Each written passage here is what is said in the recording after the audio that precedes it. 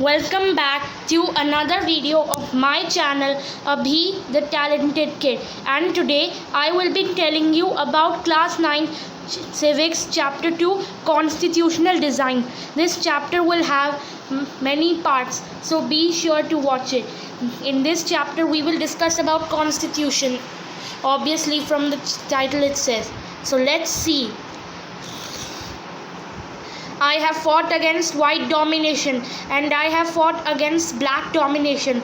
I have cherished the idea of a democratic and free society in which all people live together with equal opportunities and harmony. It is an ideal which I hope to live for and to achieve.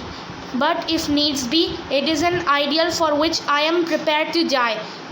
These are the great words said by the most famous South African leader, Nelson Mandela.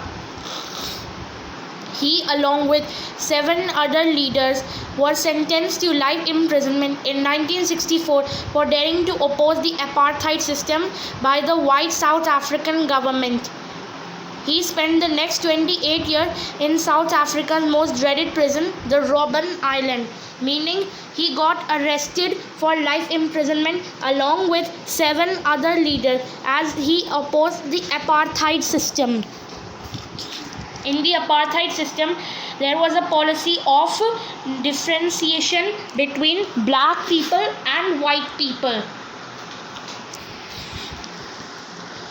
In this picture, you can see the sign put up by the British, who at that time ruled Africa, just like how they ruled Indians. The native people of South Africa are black in color. They made up about 3/4 of the population and were called blacks, meaning the native people of South Africa were black in color. That's why they were called blacks. And also they made about 3/4 of the total country's population. Besides these two groups, there were people of mixed races who were called colored, and people who migrated from India, which means that there were some other groups along with these two groups, the blacks and the white, who were known as colored, and it also included the people who migrated from India and came to live in South Africa. The whites ruled all non-whites as inferior. The non-whites did not have any voting rights. The apartheid system was particularly oppressive for the blacks. They were forbidden for living in white areas.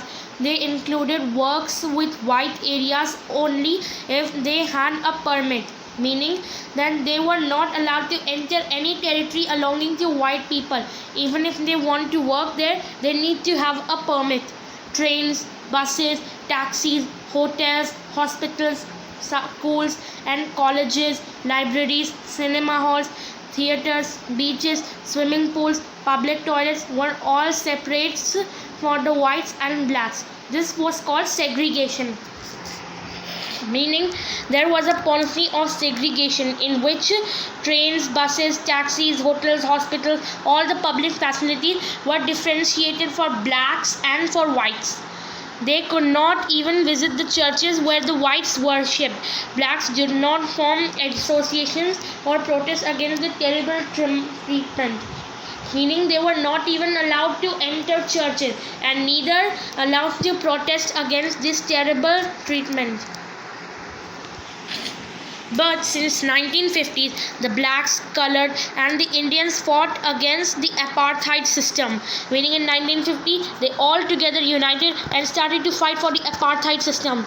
They launched protest marches and strikes. The African National Congress ANC was the umbrella organization that led the struggle against the policies of segregation, meaning they launched protest meetings and strikes which were all controlled by the ANC, known as African National Congress, which protested against the policies of segregation. This also included many workers, unions, and the Communist Party, and many sensitive whites also joined the African National Congress so that they could oppose the apartheid system, and thus they played a leading role in this struggle. Several countries denounced apartheid as unjust and racist, meaning all countries thought that apartheid was unjust and racist.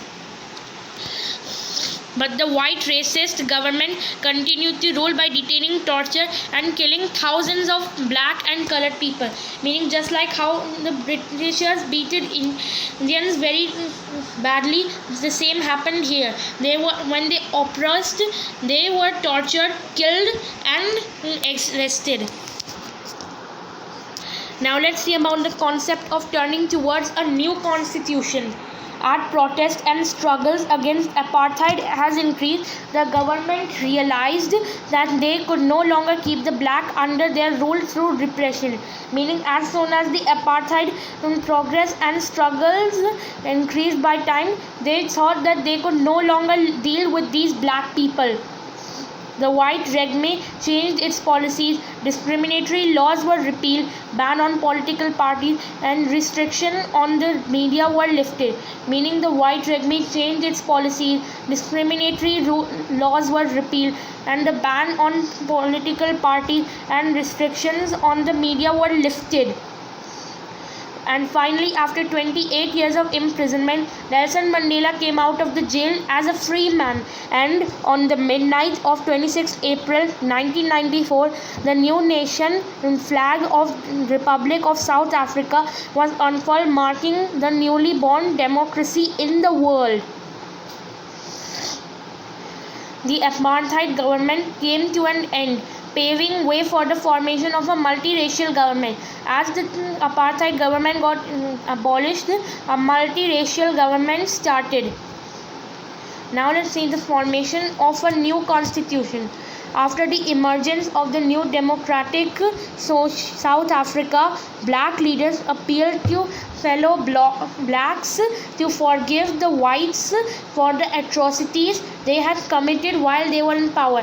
Meaning, as it became a new democratic, black leaders appealed the black people to forgive the whites what they did when they were in power. The party ruled through oppression and brutal killings, and the party that led the freedom struggle sat together and draw up a common constitution. Meaning the whites and the blacks together sat and draw up a common constitution. After 2 years of discussion and debate, they came out with one of the finest constitutions the world has ever had. Meaning, after 2 years of discussion and debate, they came up with the constitution that was so perfect for the country. Together, the constitution gave to its citizens the most extensive rights available in any country. Meaning, it gave the rights that were most extensive and any available in any country. Together, they decided that in the search for a solution to the problem, nobody should be excluded and nobody should be treated like a demon.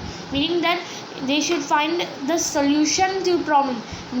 Nobody should be excluded and no one should be treated like as a demon.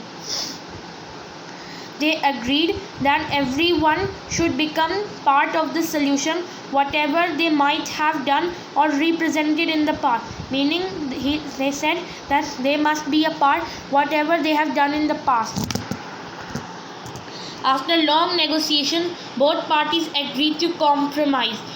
Meaning the whites and blacks, after long negotiations, agreed to compromise together. The whites agreed to the principle of majority rule and that of one person, one vote.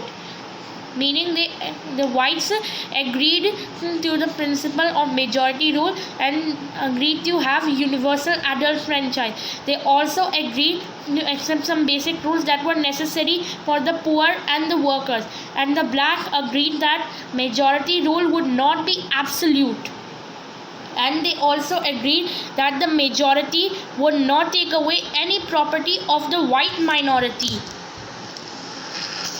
the only way to build and maintain trust in such a situation is to write down some rules of the game that everyone would abide by. Now let's come to the concept what a constitution is. Do you know what it is? Well, constitution of a country is a set of written rules that are accepted by all people living in a country. It contains some basic rules which must be followed by every citizen in the country. Constitution is the supreme law that determines the relationship among people living in a territory called citizens, and also the relationship between. Meaning, constitution is the supreme law that determines the relationship among people living in any territory and also the relationship between any citizen. Now let's see what are the needs of a constitution. Number 1. It generates a degree of trust and coordination that it is necessary for different kinds of people to live together. Meaning, it contains rules which contain trust between all the types of people, either of different religions, sects, caste, etc., so that they can live together in harmony.